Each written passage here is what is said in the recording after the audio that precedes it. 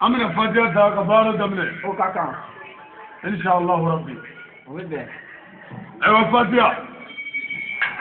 a'udhu billahi minash shaitanir rajim amin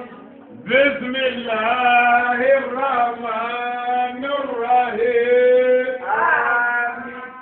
alhamdulillahi rabbil alamin amin الرحمن الرحيم amin مالك يوم الدين amin إياك نعبد وإياك نستعين amin اهدنا الصراط المستقيم amin صراط الذين أنعمت عليهم amin غير المغضوب عليهم ولا الضالين آمين alamin اللهم صل على سيدنا محمد amin الفاتح لما أغلق amin والقاسم لما سبق ناصر الحق بالحق والهادي إلى صراطك المستقيم وعلى آله حق قدره ومقداره العظيم آمين. alhamdulillahi rabbil alamin bangare wala sa aslame wanjigi ya herela ala ka wulere la amin ala kan sabu dam amin ala kan jenya amin ala kan laranye amin kira bunya kama amin video harama kama amin ni kene yere bunya kama amin sal ala rasul wa salim bangare nyamukoma o ko aslame o namoro nam bi kaben denendo aha nazara kalo kile woro nam akalo flana aha sa ba fla anitan wolo fla ke odo lundi nam le 6 février aha 2017 ke ami bamako ke yirimajo nam yoro jamu la fa ku kerela wallahi lu kera la ko ni ambi ambalma gefea ke no e jongna kebe wallahi odo anga kalande nam no e samurai aha ale subabula nam anye yazoro kani chetri kesiri mi me samurala nam ani karamogo bunyamni karamogo kanu mi mala aha o kama bi ani kalande o be nyozoro afea wallahi o kera ni yanga ko plana e ndu ngona ya ke ala ka dine barat kila wallahi no islamé wallahi ilamya ko ni bangare no mi lu yela manaya nam u ye kiblama aha kanga na dugo ke nam kanga kala ke sokona ya aha odo nam ani awajalo naga mo ay no mbara nyonga nam kana min kene kele ngaya ke kana ala wele nam kana ala fu aha kana ala barkada O kaka. yoro kola Wallahi. o ya soro Naam. ku bidila ya oh Allahu akbar ku bidila ayo dugo kera aha fa bakara yele ke alhamdulillah aha yoro do ko venda lu befena ayo o don don ne fawu sigatala oh ala ka ja amin ni ala sona bi anana ku ke ngamina ala fu o kaka kana ala barkada o bibe kana ala wala nyimando Wallahi. ngene ka sigatala kana ala fo ke ka ala barkada Asa. ka dugo nyini Naam. ka gila ka dugo ke Asa. ngene bayna o bibe bangare anya nyini ala fe nam nindui aha ala ka kolosi amin nindui nam ala ka taka amin kala ne munu ya kene soroya aha no ya mbato ma awe aha anaga jama ko sanamo nam mbi fo ku barkada o kaka ku wala nyimando o bibe ka dugo ku ye nam ka nyino fe wallahi ka min fo awana ga mogowe Naam. o chatri de aywa je mogo te foila Asa. chatri ko wallahi ibi fo fena Naam. igija aywa wa je chatri ba utay Wallahi. aljina yare chatri ba utay ke sigatola ko ba wana ga jama aha ku jija aywa dine mɔgɔ tɛ foyi la baara kɔ wallahi silamɛ mɔgɔ tɛ foyi la baara kɔ wallahi wa baara mɔgɔ tɛ foyi la kɛli kɔ siga t'o la ni n'i jɔ ka baara lajɛ gabakuru lajɛ an kan k'a walo k'a lajɛ ko nin ye baaraba ye dɛ nin ye baaraba ye dɛ o bɛ se ka baara kɛ wa f'i k'i biri k'a walo de wa dine mɔgɔ tɛ dɔ wɛrɛ la ko baara wa baara ko ale mɔgɔ tɛ dɔ la ko kɛli wallahi sangare o tuma fɛn min ye aw n'a ka jamakulu sen nin den kɔnɔ yan n'o ye kebe ka yɔrɔ ye marakaw ka yɔrɔ kɔni o ye ala ko de ani kira ko wallahi ni ala ko tɛ muso dɔw bɛ yan olu bɛ san yɛlɛma olu tɛ se nin den kɔnɔ ayi abada ni ala ko tɛ cɛ dɔw bɛ yan olu b'u si kɛ u tɛ don nin den kɔnɔ wallahi ni ala ko tɛ n'a kun kɛra diɲɛ mɔgɔ ɲini dɔ ye cɛ ɲini dɔ ye wali muso ɲini ye wali wari ɲini ye wali tɔgɔ ɲini ye mɔgɔ dɔw bɛ yan olu bɛ sa u tɛ se yan abada mais ala bɛ sɔrɔ yan o tuma an ka ɲɔgɔn sɔrɔ yan ala kama olu pɛrɛnlen don ala kama baara la ka na ala kama taama kɛ ka na ala kama du la ka gɛrɛ ala kama mɔgɔw la ka ala ta sigi wallahi siga t'o la o de y'an sigi yan siga t'a la an mana diinɛ yira ala tɛ min dɔn dɛ ayi a bɛ min ka yan tila kɛra min na ala ye min fɔ ni tila kɛra o la ala kɛra ye min fɔ sallallahu ta'ala alaihi wa sallam ni tila kɛra o la an n'a m'o lakale baabu nɔgɔya aw ni ne ye k'a yira ala aw bɛ min kan o de ye silamɛ ye k'a yira ala aw bɛ min fɔ o de ye silamɛ ye k'a yira ala aw bɛ kan ka balo min kan o de y'a balo cogo ye k'a yira ala aw ka gɛlɛya a ka sa o kan den bɛɛ ka ban ala ayiwa kilo b'a la o a ye t'o kan dɛ wallahi a b'a janto a yɛrɛ la kosɛbɛ ayiwa diɲɛ taa ni ka segin de ye siga t'a la mɔgɔ i bɛ fɔ dɔ kɔ dɔ bɛ fi fɔ wallahi diɲɛ continuité o don dɔw t'i dɔn ayi balo hali ni ye sanba kɛmɛ balo dɔ bɛ fi wallahi siga t'o o ye tiɲɛ dɛ siga t'o la namuruzu tɛmɛna yan o a tɛmɛna o y'a tile kɛ wallahi faranɛ tɛmɛna yan siga t'a o la y'a tile kɛ wallahi nabila ye musaw tɛmɛna olu y'u tile kɛ isaw tɛmɛna u y'u tile kɛ wallahi muhamadu mustafa y'a tile kɛ seyidina ali y'u tile kɛ hasanu y'u tile kɛ hussein y'u tile kɛ seyidina ahamadu mawla y'u tile kɛ an filɛ tile dɔ la wallahi min tile nɔfɛ tile wɛrɛ bɛ yen a caman o ye tiɲɛ dɛ wallahi diɲɛ ye continuité de ye o don i bɛ fɔ dɔ kɔ dɔ bɛ f'i kɔ i mana mɛn cogo o cogo dɔ t'i dɔn hali dɔ t'i tɔgɔ mɛn abada o ye tiɲɛ dɛ wallahi o tuma i bɛ waati min na ala mago t'i la foyi la i ka baara kɔ wa an bɛ ɲininka lahara n'an ka baara de ye a ye sɔn an ka baara kɛ an ka hɔwɔ dabila ayiwa n y'o fɔ n bɛ segin o kan an bɛ min kɛ ɲɔgɔn nɔfɛ ɲɔgɔn kɔrɔmatigɛ la ɲɔgɔn nɔfɛ hasidiya la ɲɔgɔn nɔfɛ bɛnsɔnkɔnɛya la ɲɔgɔn nɔfɛ juguya la ɲɔgɔn nɔfɛ ɲɔgɔn lɛmu sɔgɔba la n'an y'o kɛ ala nɔfɛ bɛɛ bɛ kɛ waliyu ye wallahi sangare ɲɛmɔgɔw ma n k'o tigɛ dɛ n bɛna taga furuko baro gɛrɛ de bɛ sigi o kan ne ta t'i ka mɔgɔya taa kun ye sira la a ma cɛ ko kuma f'i ye e ka don o la ayiwa sangare madu ka muso ko gɛrɛ bɛ don o kan gɛrɛ bɛ wuli o kan madu ka muso ko a bɛ yen sira la i tɛ don ba la jumɛn ye a gɛrɛ yɛrɛ la ayiwa a y'a jɛ ninnu a tɛ b'a la ne ma ɲi dɛ a ma ɲi fɛn tali ko ne ye wara de ye k'a b'a sigi ju wali a sigi b'a ayiwa hɛrɛ ala k'an kɛ k'an dɔn amin ala kana an dɔn kɛ k'an dɔn amin ne bɛ caman dun dɛ ayiwa i ne disabolotigi caman ye janɛmɛ kɔnɔ dafile la u nɛ nɔfɛ bilahi siga t'a la wallahi i ne forokiyabatigi caman ye janɛmɛ kɔnɔ mɛlɛkɛw bolo defile la u nɛ kama fɛn na kabakoya u y'u se yan ayiwa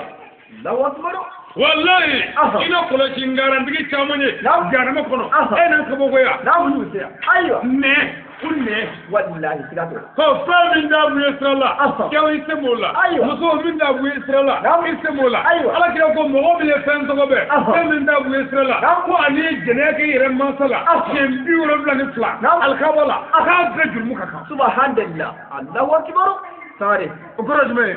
kira baga fɔ dɔrɔn mɔgɔ min y'a da don wale kungo la ko ani bi janɛmɛ kɔnɔ ka baga Allahu akbar jɛnɛya ye jurumu ye jurumu kɛ alikaba la o jurumu ka jugu jurumu bɛɛ ye ka jɛnɛya kɛ mansa la o ka jugu a bɛɛ ye kɛmɛ kelen min ɲa mugan min ɲa tan min ɲa 30 min ɲa 40 min ɲa 50 min ɲa fo 70 ni kɔ n cɛ donnen wale kungo la n balimamuso n balimakɛ n'u ko madu ka ɲɛnamaya ayiwa sare ɲɛmɔgɔ ma ala ko n'a ko an na question kelen posé kun yan'a ka kɛ mɔgɔw ka ko sɔgɔbɛli a y'o ɲɛɲini fɔlɔ n'a y'o jaabi sɔrɔ a bɛ sɔrɔ ka madu ka ɲɛnamaya sɔgɔbɛ ayiwa question fɔlɔ jumɛn ye adamaden ebi sa do jumenna ki so fulay ibi sa ro jumenna o e flanay joni bi ki shu ko bay o e sabanay joni mi shu do o e nani nay ki ga sarga ba do jume o e duru nay ni sala taro jumenni o e woro nay aywa Allahu akbar sare tamanya mda tenda kilengile ni jabi jume wallahu alam ni ala te ko ndo do o da saro do ata sa to do ata shu do ro do ata shu ko ro do o bela o keme ka bara bla to ko men ta kanyana nga babi israla aywa lamo ayto nga njendo an nena aywa ne wala jibe amay ndilaga mudurba consideration fi alaga bara kunye shu kuli abi shu mudurba ala ya ke muso da fatura suru bajene ya kala wani da o sara unna no shudi mudurama kaga shuku mami nabe shukula abi ya gatu abolo na nase muso da urala ne muso nyamana amoya aya bolo ka go bugo no shukula ko ne ko tamanga subhanallah baro mami na ya bugo ko ne ko tamanga o yoro be bolo norle aywa Allahu akbar bara wallahi bara billahi ay bolo sama kaka di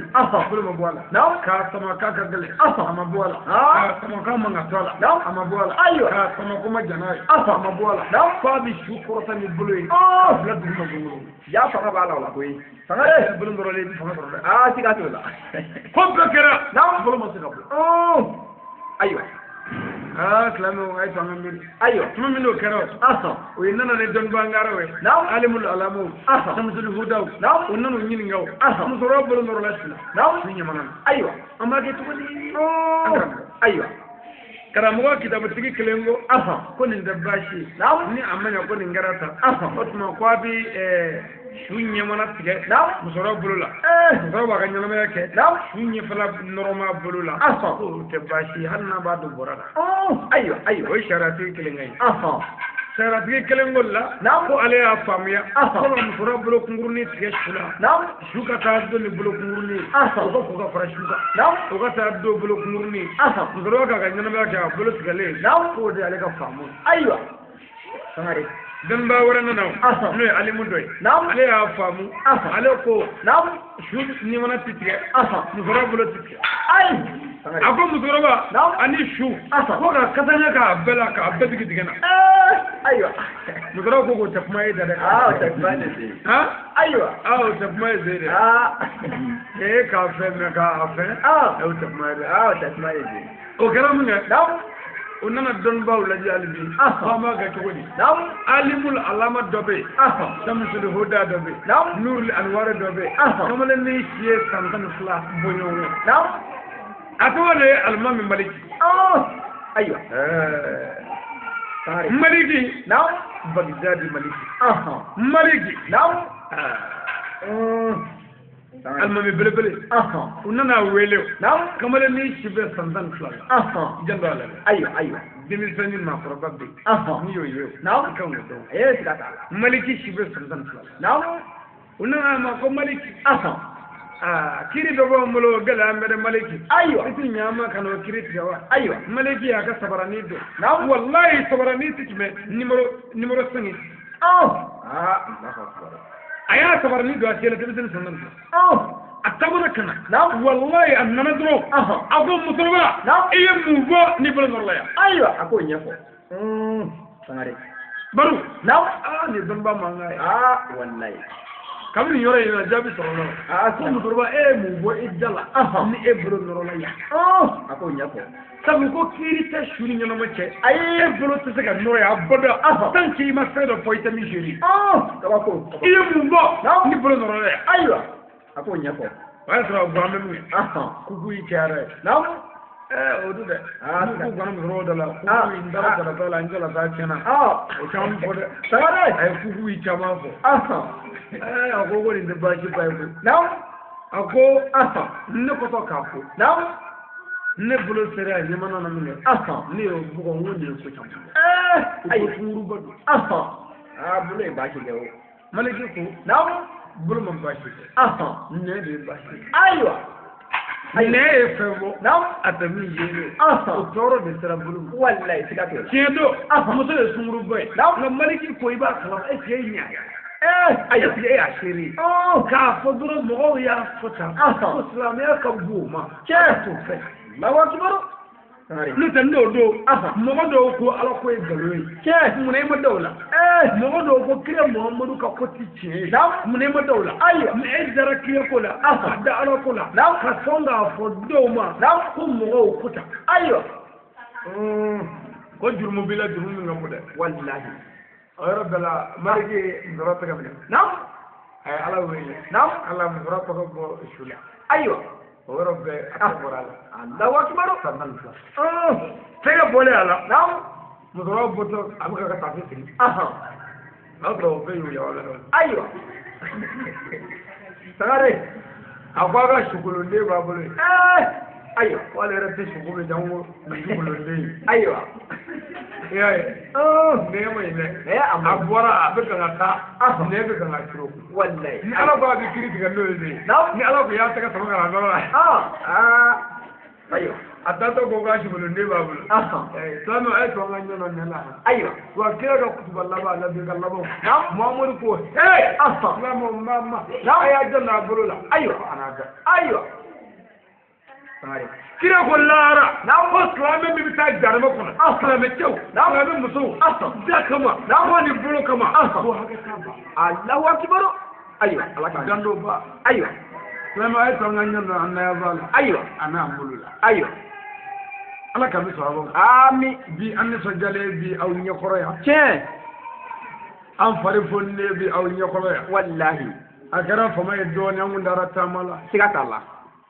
jihad la fi sabilillah wallahi anye ni jadi gero ina nam anye cliché kin de ke che okera cliché ki kono nam anye wajuli sigi ko kasheti mugani duru che cliché ki sigata Allah kasheti mugani sigata Allah sangari okera kaba ko ni yo ai kasheti mugani duru ni bo cliché ki na nam ayo we ko fani ne alli to saba dumudu saba shi saba ko saba ayo me nam anya ngale anya che okera na islam wa ka do an ga tourner bane ko bew nam ka ke mission bana an ga na ba ko ana na zigi jafila la bala nam billahi fasati wala saka ba ko so Allahu akbar sangari ana islam we ami islam ala islam ya de ke ko ramo e ke fo ni mbe fora ka bawo ka do islam la ka waju ka do ka yo ama ngodo fasati Allahu akbar kira ka ba ko sangari alaga mo bi bare ay bane atiba on dro mo wa sigata Allah ngeya mais ni mbele ko amina nam amina soro debe de ban waya che so na ndum ya che wala do man waya che mo ngani ko wala mo pito no ko balo dum ngono e tara tugona wajulila e na to passe ko gele yimine hali tinna to do ay ko ni nan abina mu ya ayo na to ko na ko ni sagare lamanda alla ji nyombe ayo ndere mai kana ka wara ere ayo tala ji nyombe ayo kana ka leje nga ala ni mo nyom zo mu che okera wa ala no mo nyom zo babu nam ani bi amma je kono wallahi amba ba toro tanzoro ay wallahi sigata doy wele nam agoste teni doke ko ni nyekene so ni ndago sorola nkale na ala bunya na mo be je fa fa na islamia de ni ni ya doy mo be na nyeka dra bana ma Allahu akbar sangare jawbe muso be de wallahi me fara mo ba awe ni yorena ay to nga baro ke ala ayo mbal ma ke mbal ma muso ali ga kuma be bla nga ni bi minge ayo sangare wallahi ala fi mo ke ay na ya ke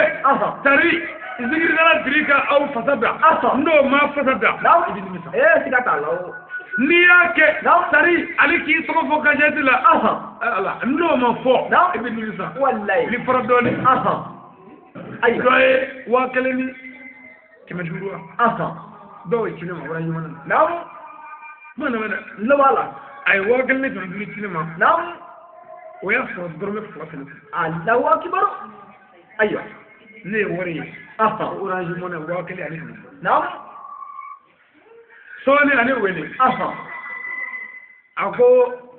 ko ni misali sura mo ya so nam ko ni wagal ne tan duri sura orange mo ne aha ko aledo nam ka be jamana do la jama fo aha ka to ka ka to fo aywa ya jam nam ngodam aha ako wallahi karamo ga bi tieka na bi tiefo aha se seyere na menni ndima ala kama aha ika ala tafo ki deme na ka dole men ne yoro aywa sanare na mo yo dan bugawo na ay yoro ne famu ko so aywa ay tumo dale ne wagle ne kama duru aha ala mo sasiyo ne ka tawarinda ha ne warin dum malgo aywa telefon na wala aha kan debre na o shufe na ala ya genne kalanga aha wajilla na ne ye islamu fu ko islamu barkada aha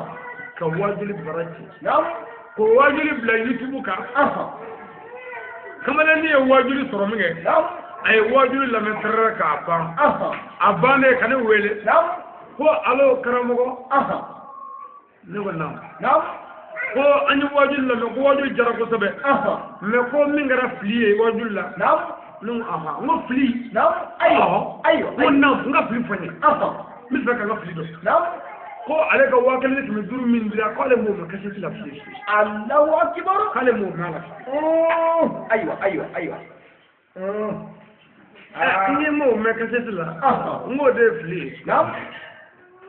ne ando telephone no robo aha ka wakal ne tumi duru na ka dafa wa flala ka ci amai sanare mo tala di mo ma mi ma aywa ne bi baraka ala de kama ke inne ka baraka ala de kama ka soro ke ne bi barala me ni ko bene deme ne ni deme ka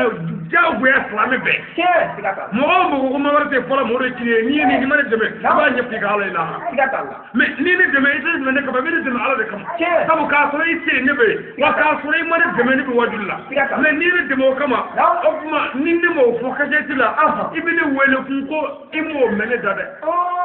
ni ga warta tabi mo ko mami ma wallahi kaka ni do ndara ifada ibi fada jazabi sigata men ne wajule ke ni o jazabi ibo soro lahara wallahi sigata me ka fo fo ngi karta de wa kala ne ke durudi abe jamana ina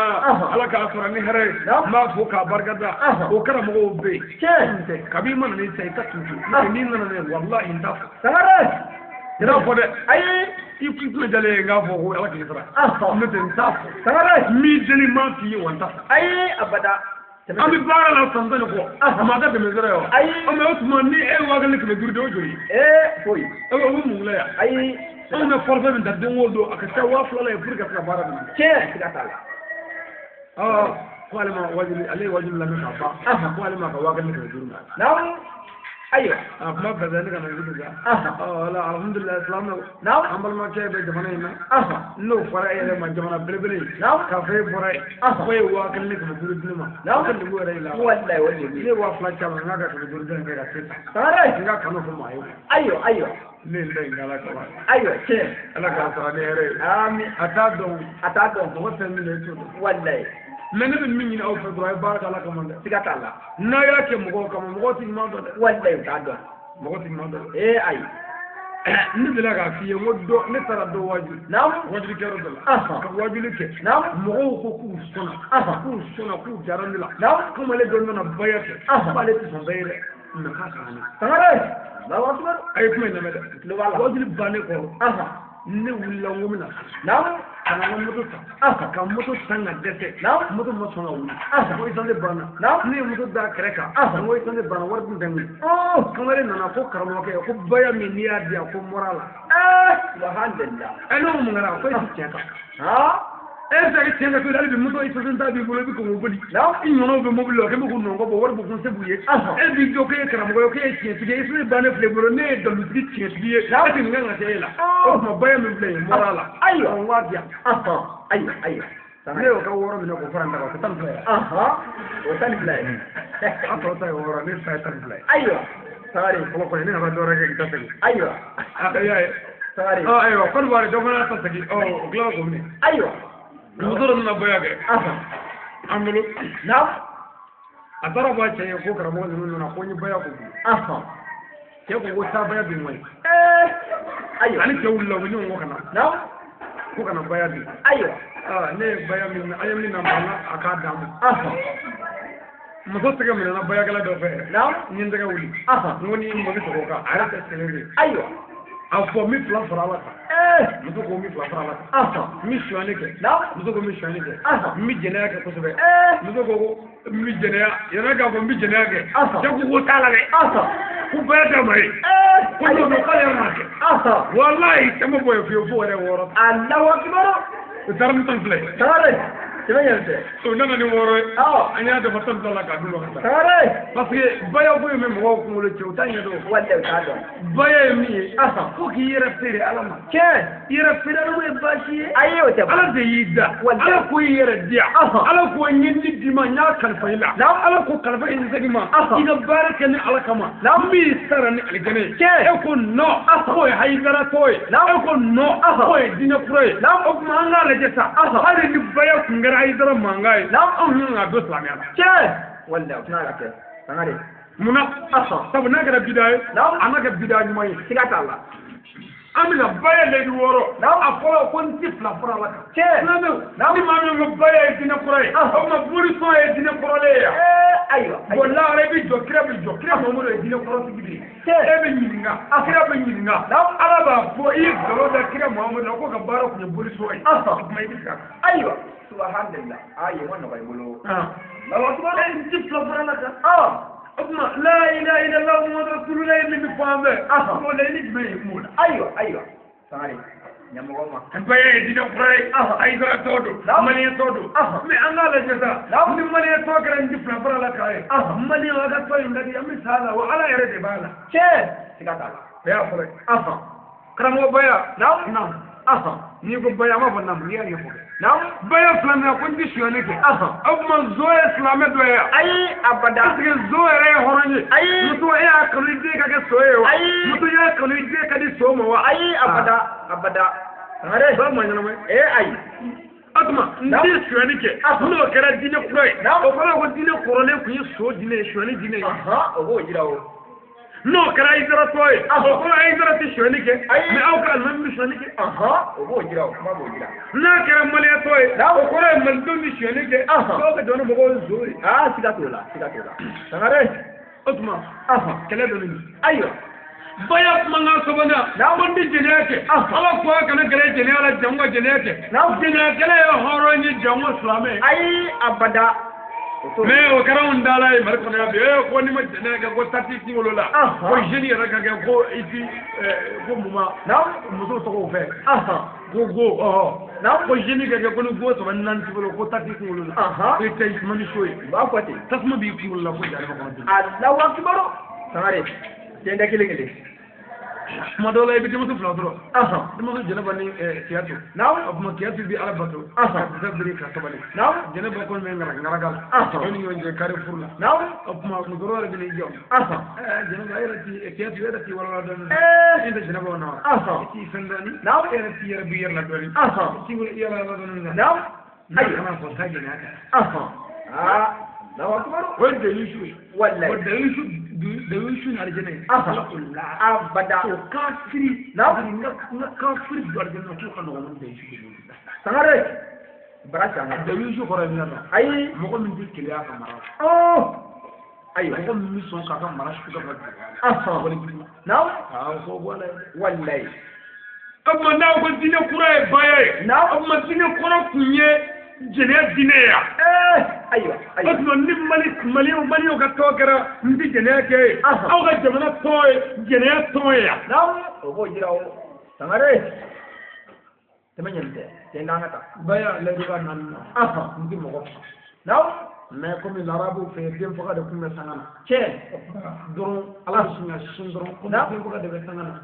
afi fi bien che mo fala islam do ya ay abada o ay dara toya ay jaydara ti ma fa na au ka no yesu ma fala o bo jira o ko du do de wallahi sangare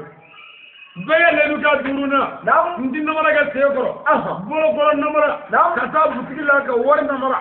ka wari namara o bolo namara ke sengoro namara ka de wale de ki de ka wale de namara ka ki de o sekoro namara aywa ka jamu ki jamu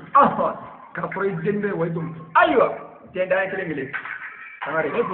ayi abada baya worna laba ni kira muhammadu embla bara juma mina la belendo ma ke kira muhammadu ko mogo mi maninke ku manna ni bana est islam do ayi abada ta islam ya go baya done ko baka baya me ka bala la hare bi ngala ke wallahi sigata sangare ni ta do ala ko ndimina fema itimino de ni ma famu ala ko ndimina fema ni ma mi famu de baye woro kitabu wa sunna qur'ani yafo bugari yafo muslim yafo abu dawud yafo tirmidhi yafo sunan yafo ahmad yafo kutibi yafo bugari ko fakiri ga sabo ko wala zalika bayana wallahi sigatola ke nanga mo woro dum aywa ya ga baga mu yen dit mabla Islameu nam baya woro na jogo sinzina nam Islameu be sinzi wallahi sigatu na jogo sinzina nam anga jamana bi jo wallahi na jogo sinzina nam dubi jo baro be tabat wallahi sigatu la e ga tiga muto jo dalata ana ka so aywa jogo ni ko aywa tada aywa ni mati sinaso be mo gori samare ayi sigatu la o ni yere jo sigatu wallahi ni ju ko ni wallahi sangare wala waki ba bakara suwi wallahi sabu baya o foro bangero mo bagara tede akale ke nyumo debi ga teni alala de aw be mali kono ya ha igar tu jama ma siya ka ba de beti de ayo sangare beti de ayi sigi ga premier ko anga ba iga ba beti de ayi ifra ayo wallahi wakine ala ka meso amin o tuma slamo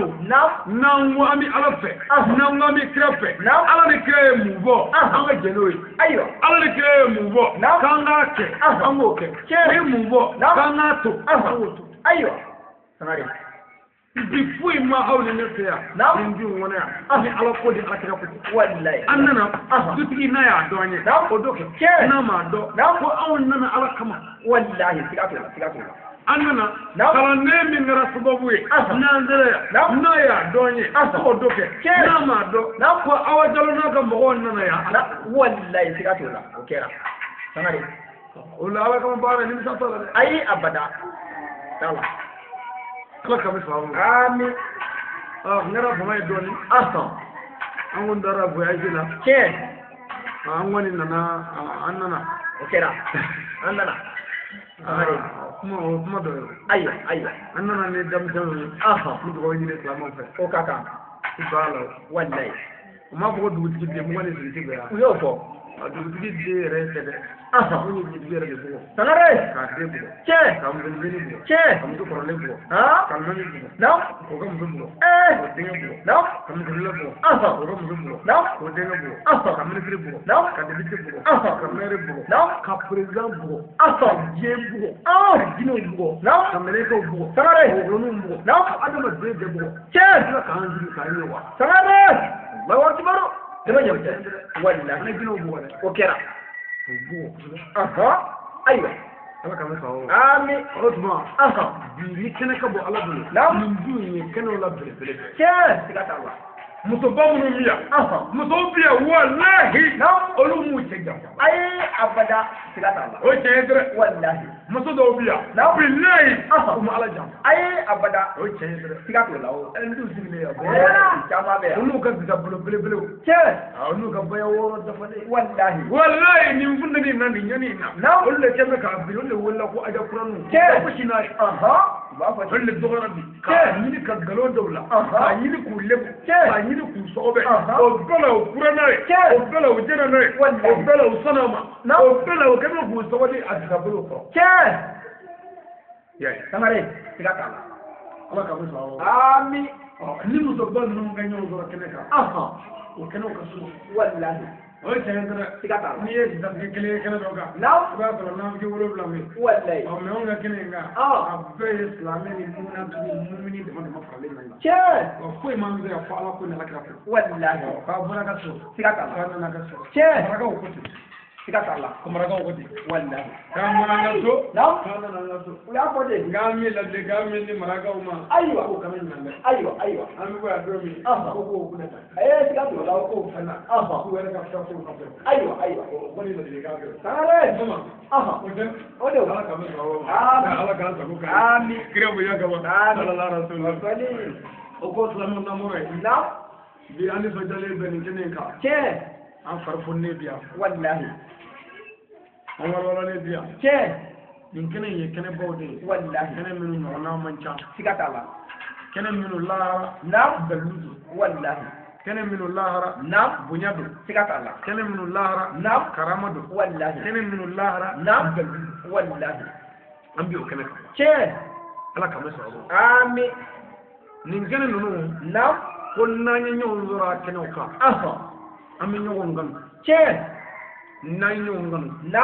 ami hini nyon na wallahi na hinana na ami magari sigata Allah na magarla na ami nyon dame wallahi na nyon dame na kolle man ya kalfi wo bi nyon zora che no nyon zora na ko mumuni ya bi dafa che ko ni mumuni ya dafa na ko aljine kle ya bay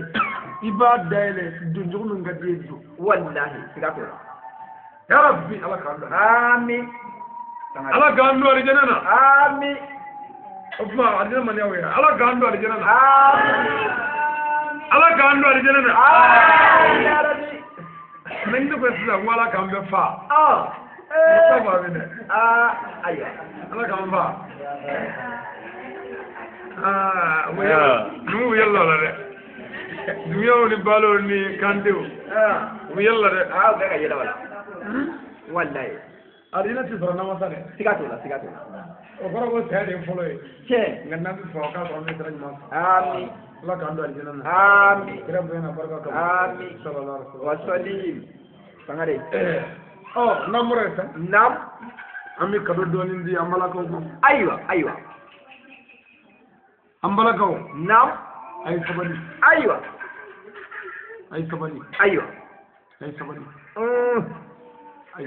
aywa kanyen nani do ala ya do nam chew bi da sabu awka wallahi ala ya do ala ya do nam kedo ba utudo wallahi ala ya do nam kedo sunna na ukle aw ni uje wallahi wala ani no wonje nam ala ya do wallahi kedo na aw namara nam ala ya do che kedo na bi awka nam no bala ala ko ay sabani aywa sangare brati ne chendra wallahi ambala ko no sabalila nam anga dubi jo che amba no sabalila nam anga sigido bi jo che amba no sabalila nam anga nyini no mi no ya wallahi sigato sangare amba no sabalila nam ni de sorola bi ke barka de wallahi amba no sabalila nam ni de ma soro ala bi wale de barka ma do ba de me wallahi amba ko no sabalila nam na sara abta aljanna na che amba ko ay sabali aywa lo bi law tanya mi te aljanna la kle sabali wallahi olo wallahi sangare aba jodo saballa be aywa ay chow bere ay chow tare ay chow jogu alnu ma duma bo ay sabali aka duma furi aywa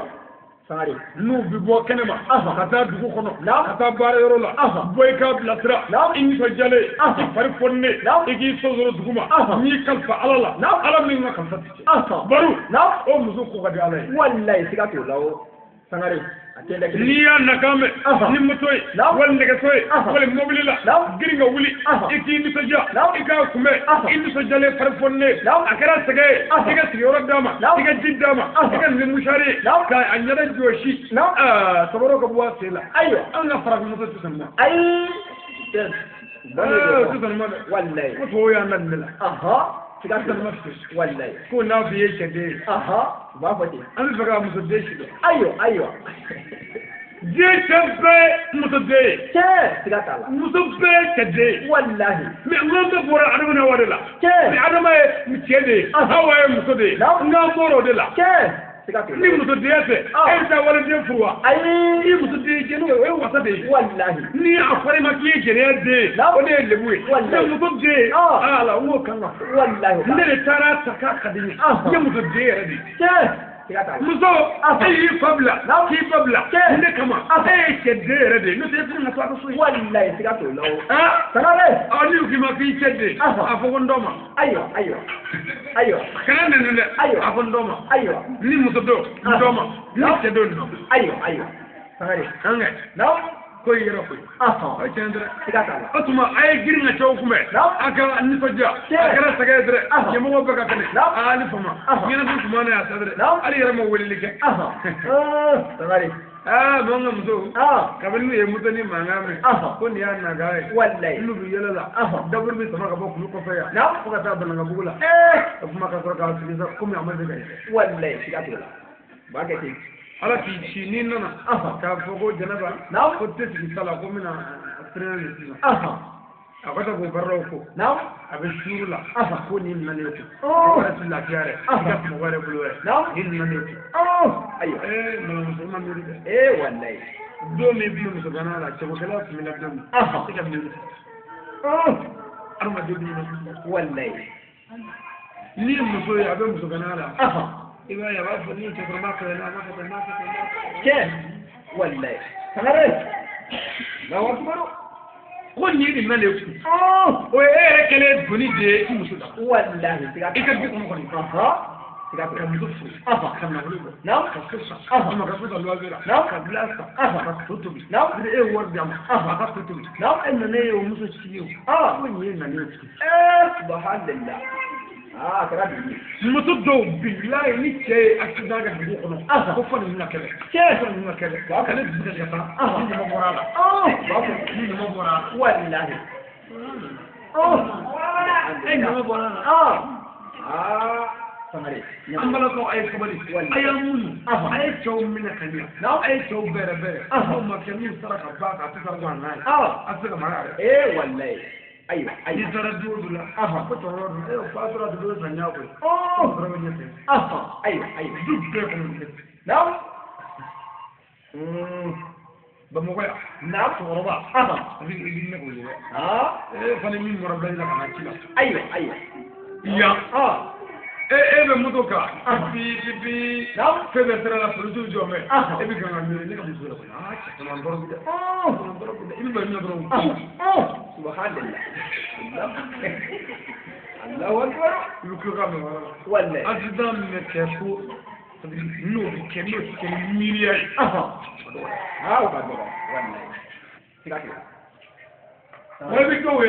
mo bí taa baara kɛ tile kɔnɔ o nisɔndiyalen kabi n'a fɔra ko 17 sera ko sɔdɔ kuma sera a bɛ sɔrɔ ka na wallahi sikata o kɔrɔ ko min na ka sɔrɔ k'o diya ne wallahi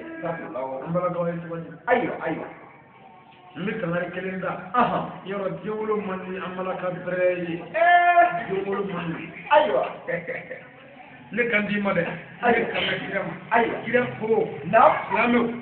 kɔɔle mandenw a ye muso caman furu a ka den caman sɔrɔ walasa lahara don ne muhamadu mando ka caya ne ka n gosi ni aw jamakuluba hɛrɛma ye wallahi nazaro b'a nɛgɛ ya k'a bagabaga ka fɔlɔsɔ da muso ma ko kɔnɔ tiɲɛ k'u ta tiɲɛ ko denw caman ko man ɲi ko den saba ni fila ka ɲi a ye nazaro ɲininka dɛ nazaro k'u ti sira mori ɲɛ u ti sira suba ɲɛ u ti sira kolonitigi ɲɛ u ti sira dɔmɔ ɲɛ u ti sira marifatigi ɲɛ k'u bɛ sira maa min ye diɲɛ na ko maa kelen ayo i b'o tigi dɔn wa ayi ko jamakulutigi Allahu akbar ayo sangare muso dɔw den ninnu de san 6 san 7 an b'a fɔ arabu dɛ mais an ka silamɛya b'o kɔnturu la bilahi i bɛ se ka fɛn da k'i lafiya dɔɔnin mais a yɛrɛ de ka ɲi sangare sɛbɛn yɛrɛ bɛ d'an ka taa sangare den dɔ b'i denw na o bɛ na dɔrɔn ka gɛlɛya banni o siga t'a la walila e kɛlen ka bange yɛrɛ kɔlɔsi tɛ ka bange yɛrɛ kɔlɔsi tɛ ala ye masa dɛ wallahi muso dɔw y'a den wolo nugu datugu tɛp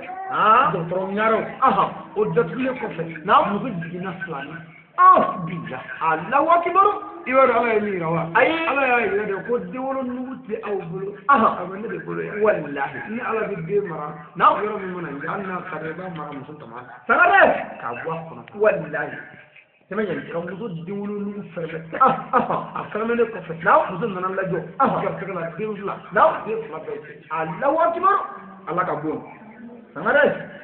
muso dɔ jiginna Chinois jamana kan den tan ni kelen yɔrɔnin kelen a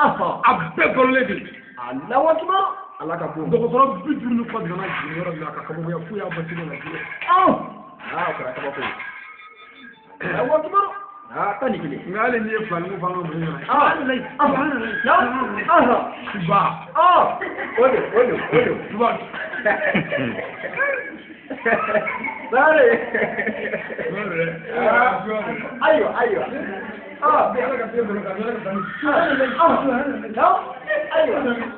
Ayiwa. Ayiwa. N'a tɛna kama fɔ ma ye. Sare.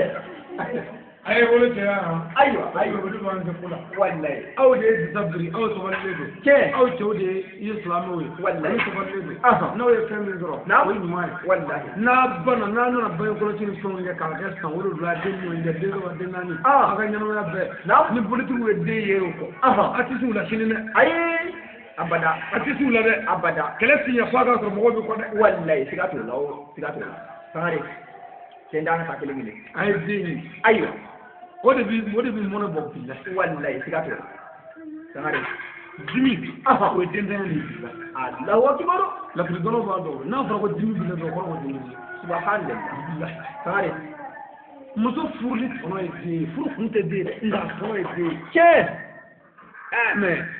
e k'a filɛ ka ne ba kun ye bange kɔlɔsi kɛ k'a sɔrɔ e ma na fɔlɔ Ayiwa. sangare ka bange yɛrɛ kɛ kɔlɔsi fɛ dɛ ka juru yɛrɛ kɔlɔsi juru tigɛ Ayiwa. e na nabile Abada. a bɔ a la sanfɛ bɔ a la Ayiwa. Ka taa bɔ. Sangare. a sɔrɔ min yana ne b'a yɔrɔ dɔn I y'a yɔrɔ dɔn. Cɛ. ne bu yana O tuma jawuli b'a fɛ e juguya i bɛ dɔgɔtɔrɔ. kulɔlen fɛn o fɛn ye a sɔrɔ ma caman yana dɛ Ayiwa. Sangare. k'u k'a bɔ dɛ Ayiwa. an mago bɛ denw de la silamɛdenw muminatu denw ni muminidenw Cɛ. walasa ka kafiriw kɛlɛ kɔcogo la Sangare. mais maa fila ni maa saba t'a kɛlɛ ɲɛ Ayiwa. ala ka bɛ sɔrɔ Amin. an ka cɛkɔrɔba belebele n'o ye seydi sharif usumani madame Ayiwa. a denkɛ fanjini fatula Cɛ. ala ka saya kama lafiya Amin. n'a y'a sɔrɔ dɔwɛrɛ kun tɛ yen n'a sɔrɔ aw bɛɛ ka miiri N'a ko in bɛ kɛ cogo di? Tun bɛ gɛlɛya o. Haidara ka ɲɛnamaya bilama a den 7 de sara Cɛ. 7. n'a fɔra ko 7 an ka san bɛɛ ka du kɔnɔ a tɔ to i cɛ kelen ɲini hali yɛrɛ de sa Wallahi. Siga t'a la. Allahu akbar. Siga t'a la. donc o la ala de bɛ den balo ta don Wallahi. mais jɔn de kan k'a ɲini i ka se ka taama yɔrɔ Wallahi. ni min balo la Cɛ. mais ka den kelen kɛ dɔrɔn ka taa alimɛtikisɛni sɔɔri i bolo la k'a kɛ yɛrɛ sa aw kɔni bɛ i ye senza O ye kunangoya taamasiyɛn ye o. Ayiwa. Baba dɛ muso dɔw b'o jogo k'a kɛ cɛ mago bɛ den la muso kɛlen ka fɛn sɔrɔ ye Wallahi. a bolo la Siga t'a la. baara bi kɛ k'a lajɛ Wallahi. den Ayi. Sangare. Sangare a lajɛ dɛ Wallahi. Ayiwa. a b'an kan dɛ Ayiwa. a lajɛ a ka fɛn ninnu kama ka bɔ a la Ayiwa. pewu F'u ka taa bɔ. a lajɛ dɛ Wallahi. bilahi a dɔw bɛ cɛ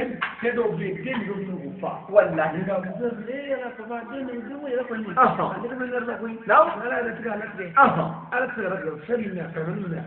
n'u ma bɔ i la Wallahi. Baara foyi t'i la. Sangare. baara kɔni bɛ kɛ mɛ bɛɛ bɛ se ka Siga t'o la.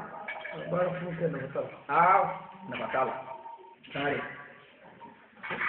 ala ka bi fa wa amin o kuma sɔrɔ muso ne bɛ n da ka nin yɔrɔ fɔ ye o ka kan an ka jɛni den caman ko ye wallahi walasa silamɛya jama ka caya ayiwa silamɛ den ka caya ayiwa mumuni den ka caya wallahi muminatu den ka caya wallahi zabirila ka caya tiɲɛ silamɛ ɲuman ka caya wallahi wajulu sɔrɔ ka caya wallahi karamɔgɔ ɲuman ka caya wallahi e mana den kelen kɛ a gaw la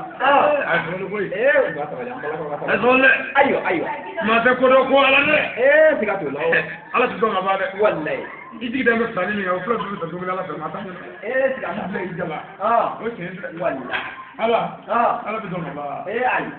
abada ala ye ba danga ala la wa dandala i jigi dɛmɛ filani min kan ko den na ne bɛ ko cɛ ni ko ne ma ta don la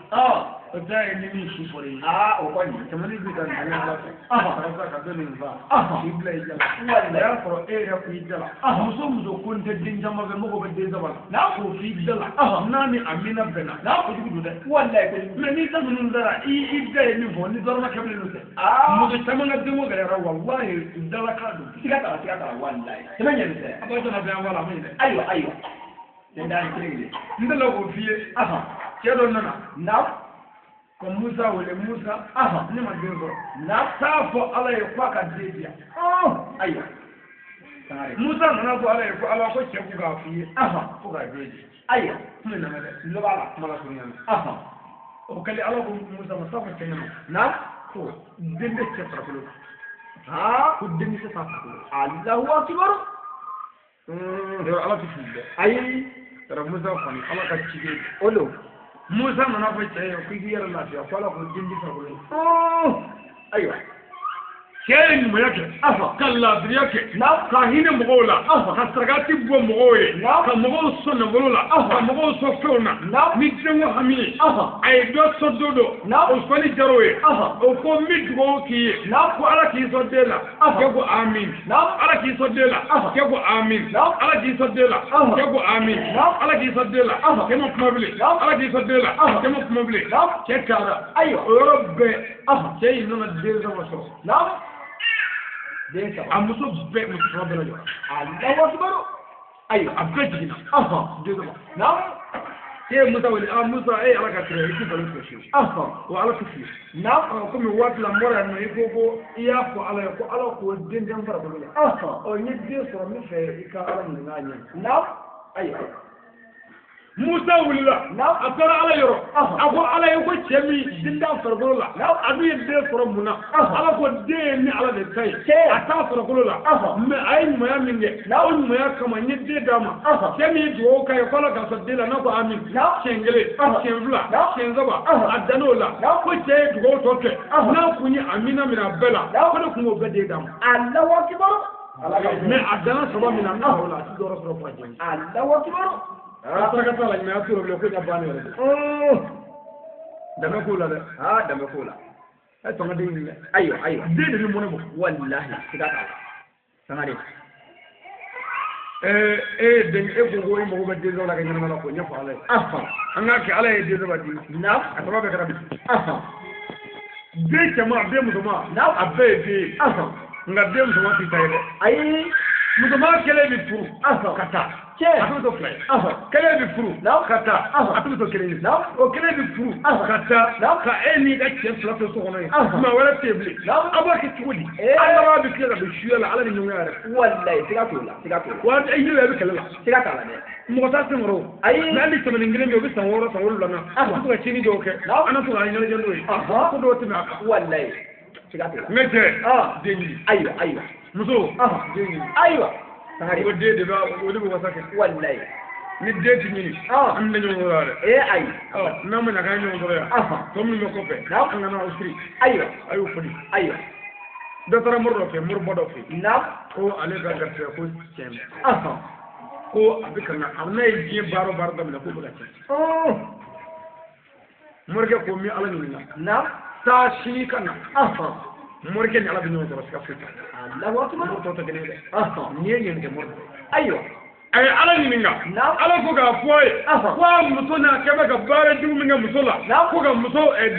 denko gɛlɛya min bɛ yen sisan n'o ye o kɛ bɛ ka muso kɔnɔbara siri walasa a ka na den sɔrɔ siriya la bana dun tɛ muso la muso dun tɛna to a la foyi fo muso ka jiginni fana k'a fɔ gɛlɛya b'o la ko o y'a ko kama k'o tɛ k'u y'a kɛ ten ko sunguru ba ni kɔnɔbara ni diɲɛ yɛrɛ kama ko den dɔ de kan ka na k'o den de ye dawulatigi ba ye k'o ye maa ba ye k'u kɛ bɛ ka sira dɔw ɲɛ k'o fana kɛ bɛ k'u garisɛgɛ alhamdulillah ko n'u ma sira bɔ ko gɛlɛya ti ban abada ayiwa sangare Allahu akbar mɛrɛmakɛ i muso ka bange n'a ka gɛlɛn a bɛ fɛ wuli ka hariti ayiwa o ye jarabi di mais i kulɔlen bɛ yen bange ka nɔgɔ i bolo a tɔgɔ kan ayiwa sangare ayiwa kulɔlen ninnu dɔw tɛ sɔn den caman ko la dɛ ayi u tɛ sɔn o la n'i ye muso caman furu i b'a sɛgɛsɛgɛ ɲɔgɔn na ayiwa a kana a bɛɛ kɛ fɛn ye dɛ ayiwa a bɛɛ ti fɛn ayiwa sangare donc o la den wo de bɛ mɔnɛ bɔ ni gɛlɛya b'a la ni muso jiginna n'a kɛra fɛnkarni ye opération ye kelen fila saba o tuma fo ka taa gɛlɛya bolo o la a b'a lajɛ ka fɛn fɛn ayiwa a den ba yɛrɛ ka kisi na ka taga kan mais ka na kɛ a kɛnɛma balolen bɛ to kan k'a kɔnɔ fa ka taa bo kɛ ten a den wolo la sangare arabu don dɛ sangare brasi a tɛ bɛn dɔw tɛ ko la tugu fu wallahi an bɛ dɔgɔ fɔ wala k'a ka ɲɔ cɛ cɛw bɛ tile k'a wele an ka kuma mais e bɛ se ka n'i kɔnɔ fa to la ka jisuma ba min ka taa ten kan bi kɛ ten su ten ka taa kɛ suma baden ten sangare a lajɛ dɛ ayiwa sangare n'a b'a lajɛ an laban na ɲɛfɔ ala ye dɛ ayiwa dɔgɔtɔrɔw a y'a dabila dɛ ayiwa sangare dawo haramu ye alimɛti kisɛni bilen muso la tant que n'a cɛ ka jɛ wallahi siga tɛ fo a cɛ ka na silamɛya ka di a la a n'a cɛ ka bɛn a kan o tuma an ka san fila bila wallahi n'a bɛn n'o kan a y'o kɛ nka ne kɔni bɛ min dɔn o ye denko ye ayiwa ne ti sɔn dɔ dɛ ayiwa denko i tɛ fɛn dɔn ala de bɛ fɛn dɔn wallahi minnu b'i bolo a bɛ se ka gɛrɛ ɲɛnama yɛrɛ t'o la wallahi ɲɛnamaw bɛ kɔfɛ ka na muso dɔ b'a sɔrɔ a bɛ se ka den tan sɔrɔ cɛ den duuru fɔlɔ de duuru laban de bɛ to a bolo wallahi mais n'i ye duuru kɛ a ko ne ma taa don duuru in na fɔlɔ o ta ye min ni bɛ bolo wallahi ni bɛ ala bolo n'u ta dɔw fɔra ɲɛna hali i bɛ kɛmɛ kɛ wallahi i bɛ kɛmɛ ɲini hali bɛ bakelen sangare Allahu akbar an balakaw nin y'a ka kado ye o don ne m'a fɔ a kana furancɛ bila dɛ ayi n'a ka di ye furancɛ tɛ dɛ kana a yɔrɔ janya ayiwa ni den kana ɲɔgɔn ye fiyewu ayiwa an kɔni an b'a fɔ a kan dɛ sangare kɛmɛ ɲɛni tɛ walayi an t'o mun dɔrɔn ka maa si ayiwa anw bɛ kira muhamadu de kunkolo kɔrɔta yanni ye muhamadu de ko ten a ye muso caman furu a ka den caman sɔrɔ walasa lahara ne muhamadu mando ka caya sangare ala jɛgɛ ne kalanni caman ya n'a fɔra awa jalo n'i ka mɔgɔw ka na ni awa jalo ye maa ba kelen ko k'o bɛɛ y'a ka mɔgɔw ye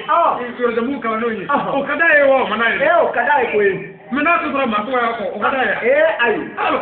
sangare jama de ka di dɛ wallahi jama ka di an ka jama la mécanicien b'a la soudeur b'a la wajibiraw b'a la économètre b'a la jama la subaw b'a la jama la wali bɛɛ bɛ jama la wallahi a bɛɛ b'a la jama mana caya a bɛ se ko bɛɛ la siga t'a la wallahi mais an b'a fila ne dɛmɛ k'a sigi dɔ ye mécanicien dɔ ye soudeur ye o tɛ baara bannen o pewu mɔzɔnden bɛ yen n'an mago jɔra mɔzɔn la a ka taa mɔzɔn bi o bɛ t'o wele dɛ wallahi n'an mago jɔra wajulu la a kana taa ne wele o bɛ k'i wele ala ne kɛ mais ne y'a cayara ale la de b'aw bɛ jama la wallahi ne la de b'aw bɛ jama la amadu la de b'aw bɛ jama la i ye kun ta wɛrɛ wallahi yɔrɔ tɛ ba dugu kɔnɔ siga t'a la wallahi wa n'a ko n ko siga t'a la tɔgɔ dɔ bɛ yen cɛkɔrɔba in foyi t'a bolo fanba don mais o ka dugu la a ka maa yɛrɛ a ka duden bɛɛ lajɛlen maa 80 Allahu akbar maa 80 cɛkɔrɔba bɛ to k'a sigi bulon kɔnɔ de n'u kumana n'u tilala kuma na a b'a fɔ ko n'a tilala ko n'ale ma fɛn fɔ ko kuma tɛ yen ko waritigi tɛ ka wuli dugutigi tɛ ka wuli ko hali bi ni ko dugu maaw tɛ sunɔgɔ yan k'u tɛ sɔn Allahu akbar ko dugu maa bɛɛ du si tɛ yen min bɛ maa tan fila olu ye maa 82 de ye o tuma ni ne ko n ko dugu bɛ ci bi jɔn bɛ se k'a kɛ mɔgɔ si tɛ se k'o bali o tuma n'a tilala a ye sɔrɔ kuma fɔlɔ ko maa t'u de ye sangare bilayi cɛ sara a tɛ diɲɛ foyi fɔ k'ale mɔgɔ tɛ wari la mɔgɔ tɛ fɛn na k'a mɔgɔ ye mɔgɔ de wa k'a ye mɔgɔ sɔrɔ a ye mɔgɔ sɔrɔ maa 80 kɔ a sara k'o fa kɔ bilayi Allahu akbar a salen u ye misi 7 ni saraka ci don kelen Allahu akbar misi 7 o kɛra sogo da ye misi 7 kashi ga wajin fongo mo shi ba ga mo la sika ka wallahi ko wati mo fana mo fale ba ko ce ndira sika ka fandu bi jinga ma tu do wati ko ma fa da to me kilin fitin ci bulu di fil jena di mu ko la ni foi jama ko lu sababe na fula ita bilo inje ka sa kaburu dura ni soro groupe sama aywa o ke nda kele ni na fena abika groupe woro o groupe woro mi sala ni sa groupe woro la marmake marma muso iga mino inje bali sit gacce ka sa kaburu dula anni soro ana kaburu sai ya shi doyi da ni sigi ya ita su na balo wallahi siga to lawo ma saba no groupe woro do aywa ya fala dula ay a fara mi ke warti ni warti ku kana bude mi labe doni aywa tangare ni warti ku o te bashi bai nga ni ga mo te warti o de bashi warti ku e ga mo te warti baro ku o ko jube lo kara baro ga baro na wallahi kana wuli folo de ijo doni aflana miye no ya groupe flana ke famay ni te famay jemal we bolo de e te famay iga bo te famay iga segulu te ga bodu kono kana bodu kono de na buga tu kono ta kaburu Allah wa akbar groupe nan sama na fasa no labay asabadia iga te ben bay ko na ka mo ka ben bay aywa ni te ni ngabala ko ni woro la ali ka ta Allah subhanallah ete wati ega mo to wati ite famay ega mo to famay ite donbay ega mo to donbay ente mo na foi tega foi wartigi fama doy nga fama ga jugu wartigi tay ni fama jura wartigi wartigi ka foi ko bari ko ala ya jale mo salika billah subhanallah Allahu akbar ni famo yimine ta posu la aywa ta do na man famo mana jo worti ga na mo seleka ko koro ko ala so ni ga fanda do ni me dia famo fare don ba bulu ibitiga jala may don ba ka jala ta bari do ndera amara mo do be ala fane dirara ga e de mon fla de mon fla mudu may jigi ata be abba balle babu ko duba wa dim mon fla na dim mon fla akini shi tan mi cikini na wa kibar aw ni ala ke gele ko du ko abada olu ka ñu mi ne ka bati take olu ko ga tin da ngan du yeta wa tangare no dim mon fla be furla mo nga furta mo nga mo furta na furu be ga den zo mo ke jamana yi walla ka jamana yi dama gulu be ji ke ga ta kuma akana din manyana kana aywa ga manyana kaya shuwa aywa tare sai na liga fulano no afanu sele fulano ndeo aywa me fulano no aywa سيدنا علي مسعود نو سيدة فاطمة أجر سجرا أصلنا كبامي أيوة ويدو تكر أصل ويرب أمجانيا الله جرتوني أصل وزني كيره وبنجي يرمي وجه أما كيف تنجري هنا فيه الله أكبر ما هو بقى مبو يرلا أنا مبو بافو ما يأكل سري كيف no karabe afri wala zela wala zela ata aywa me muto doko ko ale ba ke ko o hakili be mina no zero dala ko na tro ko farko no ka fili maya ma aywa o tayo ko bani mun frem nere ko tawa ala ga mun so mo ko be shi da na pro ayi mo to do kama jimu ke fere aywa ala ka mun so amin o yongora mena ko wati bana ami dugo kanya kanyira o fe si jani kenya lo bongo nyuma ani lafiya ala ka dambala jele amin ala ka sago kanya ala ka njenya ala ka laranya ala ka na malu ala ka na lebu ala ka sago kanya min dui ala ka korota dui ala ka jidi dui ala ka wasa dui ala ka kenya muso ala ko muso قبل كيف بركما كما على كرمغني على دريا على كدم توني على كبابي على كمويدرا على كمنمو على كمنمو على كايرك كومغمي كلامو على كبرجا كلامو على كبرجا يا ربي فامو على كدم فامو على كدم على كمنمو اللهم ربنا آتنا في الدنيا حسنة وفي الآخرة حسنة وآتنا عذابنا ربنا لا تزغ قلوبنا بعد إذ هديتنا وهب لنا من لدنك رحمة إنك أنت الوهاب سبحان ربك رب العزة عما يصفون والصلاة والسلام على المرسلين والحمد لله رب العالمين.